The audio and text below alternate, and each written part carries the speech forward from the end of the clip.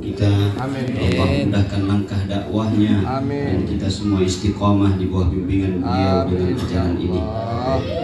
Dengan doa yang sama juga kita aturkan kepada guru kita yang memberitahukan kepada kita Abuya. Bukan saja beliau memperkenalkan kepada kita zahirnya Abuya. Kalau zahir Abuya semua orang bisa kenal, semua orang bisa lihat. Akan tetapi batinnya Abuya, kemauan Abuya, dakwah Abuya, manfaat daripada ajaran yang Abuya bawa ini beliau perkenalkan kepada kita, sehingga kita lupa min batu, sehingga kita lupa bermaksiat, sehingga kita lupa berlalai-lalai, sehingga kita saat ini rajin sedikit untuk berzikir kepada Allah Subhanahu wa taala. Mudah-mudahan guru kita Wali Nanggro Jakarta Allah istiqomahkan untuk membawa kita. Amin ya Allah. Allah sehatkan beliau. Amin. Allah mudahkan perjuangannya. Amin ya Allah juga istiqomahkan kita bersama dengan beliau. Amin. Hingga kita mendapatkan limpahan rahmat dari Allah Subhanahu wa taala. Yang kita muliakan orang tua kita, gubernur kita, juga penasehat di organisasi PEPAS, yaitu Abang Dan Nazir Suhaidi, yang juga dari dulu suka berkorban kepada kita untuk membantu agar khususnya jemaah PEPAS dan terkhusus mungkin orang-orang yang mau untuk berubah, beliau bantu, beliau berikan sarana, beliau bantu baik itu materi maupun dukungan support kepada kita. Mudah-mudahan beliau Allah selalu sehatkan. Amin. Allah berkahi hartanya, Allah juga selamatkan dunia dan akhirat. Amin.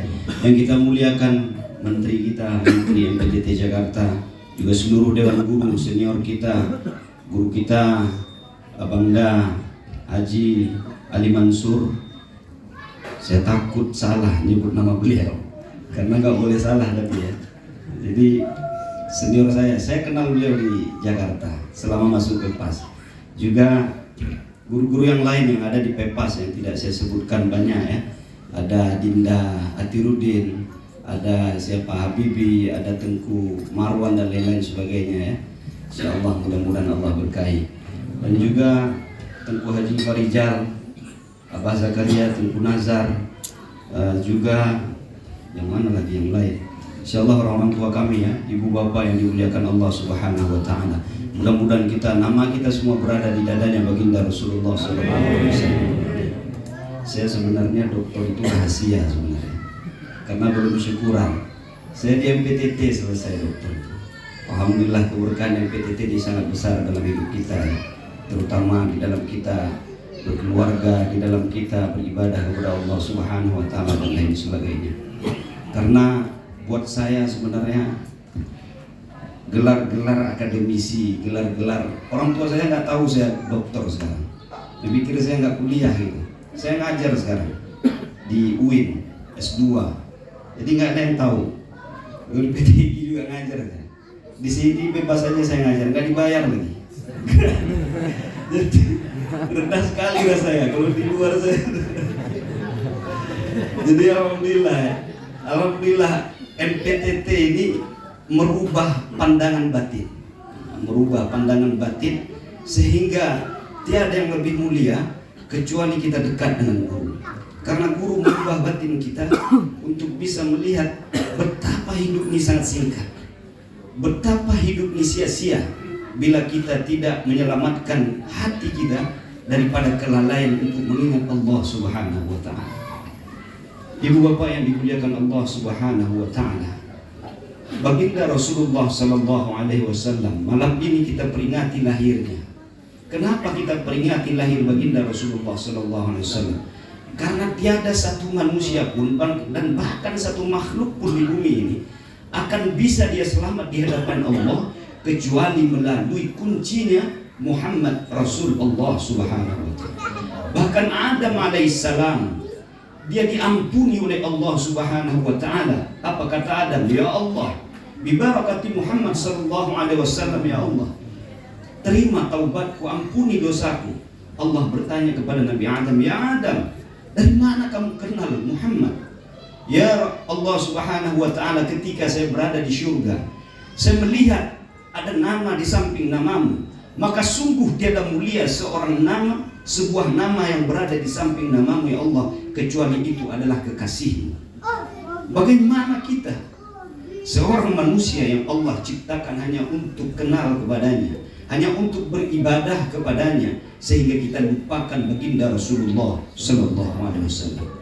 Saya tahu kita masyarakat Aceh tidak mudah digoyang, tapi kita perlu ingatkan kepada anak-anak kita yang ini. Sekarang di Jakarta ini betapa banyak orang-orang yang hafal Al-Quran, yang faham tafsir, yang faham hadis, dan bahkan lancar hafalannya, lancar hadisnya. Dia katakan maulid ini sesat, dia katakan maulid ini tidak ada pada zaman Nabi. Bagaimana anak-anak kita menghadapi orang-orang seperti itu kalau kita tidak tanamkan kecintaan kepada anak-anak kita dari sekarang kepada baginda Rasulullah Sallallahu Alaihi Wasallam? Saudaraku yang dimuliakan Allah Subhanahu wa Ta'ala, saya dulu berpikir cinta kepada Rasulullah hanya dengan mengamalkan salawat 73 kali setiap hari. Saya dulu berpikir cinta kepada baginda Rasulullah Sallallahu Alaihi Wasallam adalah dengan menyumbang sebanyak-banyaknya untuk mengadakan maulid. Saya dulu juga berpikir cinta kepada Rasulullah adalah dengan mengundang anak yatim, membagikan sedekah kepadanya. Tapi jauh di belakang itu semua, kecintaan kita kepada Rasulullah tiada artinya bila kita tidak mengikut Rasulullah secara kafah, secara sempurna. Kita mungkin tidak bisa mengikuti akhlaknya Rasul, karena Allah katakan di dalam Al-Quran, wa innaka la'ala khuluqin azim, bahwa Rasul berakhlak dengan akhlaknya Al-Quran. Gak mungkin kita berakhlak dengan akhlak Al-Quran. Pada saat ini saja kita berada di hadapan seorang guru, kita bisa mungkin tidak berakhlak. Zahir boleh kita bisa berakhlak, akan tetapi hati kita ada yang kepengen merokok di luar, ada yang pengen pulang, ada yang pengen telat sekali acaranya, besok saya telat bangun dan lain sebagainya. Bagaimana kecintaan kita kepada Rasulullah? Dunia saja kita bandingkan dengan kecintaan itu kepada Rasulullah Sallallahu Alaihi Wasallam.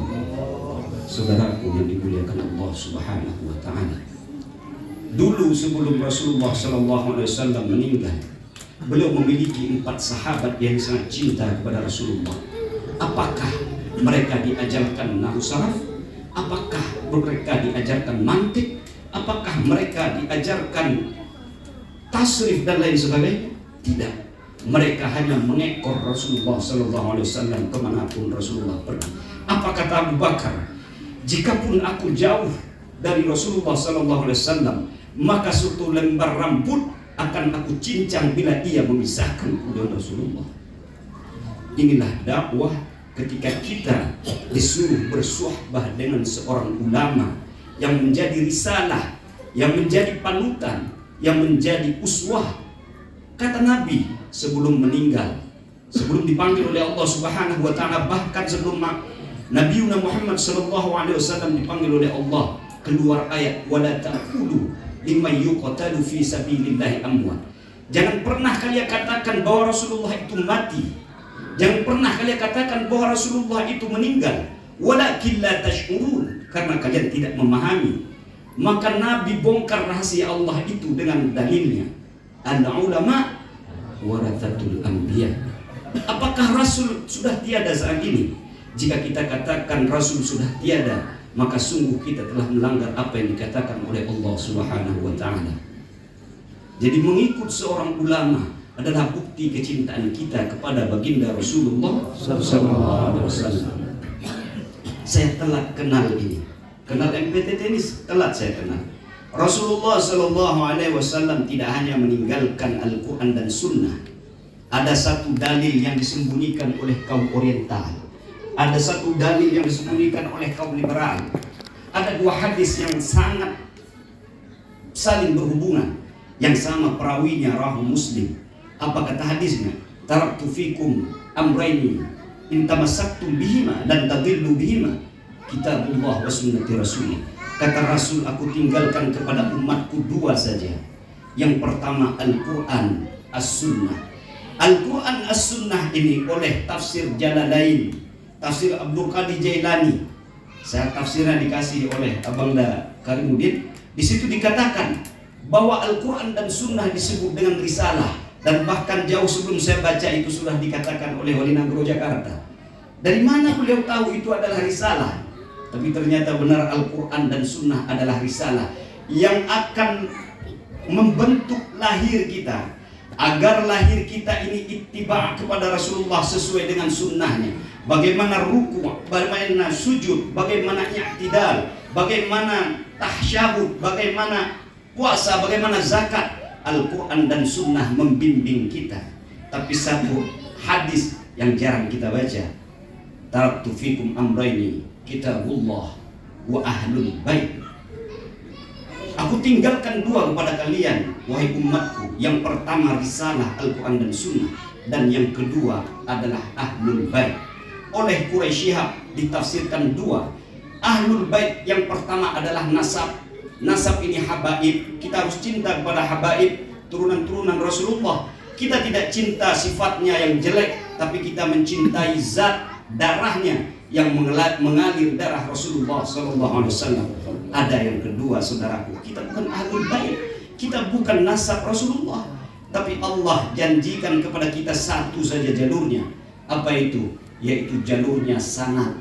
Sanad inilah yang dikatakan oleh Quraisy yang diberikan dengan nur nubuwah, cahaya kenabian yang Nabi berikan kepada para sahabat, yang sekarang sahabat berikan kepada al-ulama warathatul anbiya. Al-Quran dan Sunnah hanya bisa membentuk lahir kita bagaimana berhubungan dengan Allah. Lalu sanggupkah lahir kita berhubungan dengan Allah? Tidak sanggup. Karena lahir ini muhadath, karena lahir ini adalah najis, tidak bisa berhubungan dengan Allah yang maha suci, yang maha kudusiyah.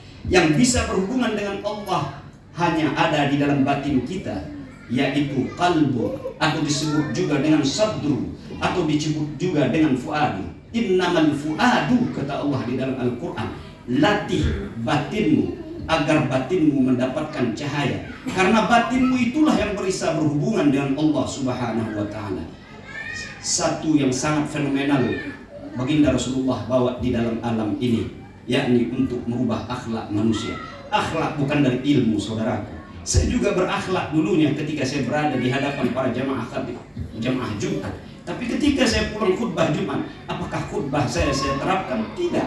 Karena kenapa? Karena khutbah saya hanya berada pada akal saya, akan tetapi tidak merasuk ke dalam kalbu saya, tidak percaya apa yang saya ucapkan, sehingga Allah hanya ada pada akal saya. Ketika segala sesuatu yang berhubungan dengan kepentingan dan keuntungan saya, maka saya lemparkan ayat dan hadis itu keluar. Saya berjalan hanya dengan nafsu saya. Bagaimana hati kita ketika hati kita tidak pernah terbimbing untuk bisa dekat dengan Allah, sedangkan hanya hati yang bisa berhubungan dengan Allah. Maka untuk membimbing hati tidak mudah, saudaraku.